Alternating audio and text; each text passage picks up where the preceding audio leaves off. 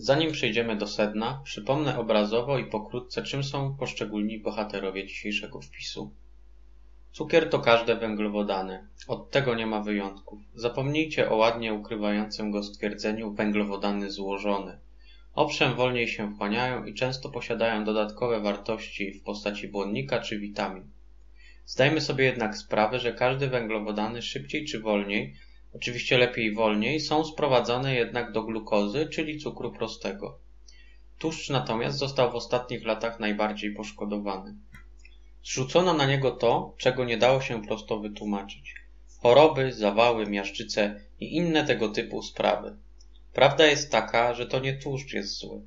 Złe są połączenia tłuszczu z węglowodanami, zwłaszcza uszkodzone frakcje tłuszczowe, np. poprzez nieumiejętną obróbkę mechaniczną lub odmiana typu trans. Sam w sobie tłuszcz jest niezbędny w prawidłowym funkcjonowaniu organizmu. Zwłaszcza zabieranie go dzieciom, kiedy jest im niezwykle potrzebny, jest wielkim błędem. Sól natomiast jest bardzo zdrowa pod warunkiem, że używamy tej nierafinowanej, niejodowanej, nieprzetworzonej i bez dodatków chemicznych w postaci antyzbrylacza czy innych podobnych. Przykładem takiej soli jest sól himalajska, kłodawska czy celtycka. Więcej o soli pisałem już w artykule, do którego odnośnik w tekście. Teraz przejdźmy do sedna sprawy. Sól i tłuszcz są niezbędne do prawidłowego funkcjonowania organizmu człowieka. Całe sedno tkwi w ich odpowiedniej ilości i jakości. Przedawkowanie soli wiąże się z trzymaniem wody w organizmie. Niektóre badania sugerują także korelację pomiędzy złym poziomem soli a nieprawidłowym ciśnieniem tętniczym. Jednak ja tutaj uważałbym jedynie na naszą zwykłą, rafinowaną, sztucznie ulepszaną sól kuchenną. Nadmiar węglowodanów nasze ciało zaabsorbuje w każdej ilości. Nie mamy tutaj zahamowań. Każdy nadprogramowy cukier jest metabolizowany oraz przekształcany do tkanki tłuszczowej. Śmiało można stwierdzić już dziś, że to nadmiar cukru przyczynia się do większości chorób XXI wieku. Jednak właśnie cukier jest teraz podstawą żywienia w przeciętnej rodzinie. Jeśli chodzi o tłuszcz, mamy wbudowany naturalny hamulec. Jeśli z nim przesadzimy, zostaniemy po prostu szybciutko pogonieni do toalety. Weźmy jeszcze pod uwagę, że po spożywaniu tłuszczu bardzo szybko zaspokajamy uczucie głodu. Świadczy o tym fakt, że możemy go zjeść objętościowo bardzo mało i już poczuć sytość. Najgorsze, co może być w tym wszystkim, to połączenie owych trzech składników. W naturze praktycznie nie ma prawa bytu. Niestety dziś w sklepach króluje jedzenie przetworzone.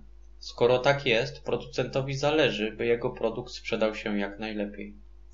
Dlatego zatrudnia sztab naukowców, którzy przygotowują najbardziej pożądany smak. Problem w tym, że owo połączenie smaków działa na nas jak opiat. Same węglowodany już potrafią uzależnić, a jak jeszcze dodamy do tego odpowiednie ilości soli z tłuszczem, powstaje mieszanka wybuchowa.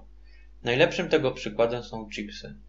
Wzmocnione glutaminianem sodu stanowią zupełnie bezwartościową odżywczo, jednak niezwykle smaczną dla podniebienia przekąskę. Producentowi żywności zależy, byśmy mogli zjeść jego produktu jak najwięcej, uzależnili się od niego, a do tego kupowali jak najczęściej. Biorąc dodatkowo pod uwagę marnej jakości surowce wykorzystane w procesie produkcji, mamy jedną z przyczyn chorób cywilizacyjnych. Na koniec ciekawostki. W celu zobrazowania pewnego mechanizmu posłużę się pewnym odwołaniem. Pomyślmy, ile możemy zjeść samego cukru. Teraz ile możemy zjeść samego smalcu. Następnie połączmy węglowodany z tłuszczem, na przykład w postaci chlebka z tym właśnie smalcem. Tego jesteśmy już w stanie spożyć więcej. Mechanizm polega na tym, że im bardziej łączymy cukry i tłuszcze w proporcji 1:1, tym więcej jesteśmy w stanie tego zjeść. Dodając sól, to już w ogóle. Dlatego tak wiele diet opiera się na systemie, gdzie dominują albo węglowodany, albo tłuszcze jako źródło energii. Co zrobić, żeby nie wpaść w tę pułapkę? Oczywiście czytać etykiety oraz porównywać zawartości poszczególnych makroskładników.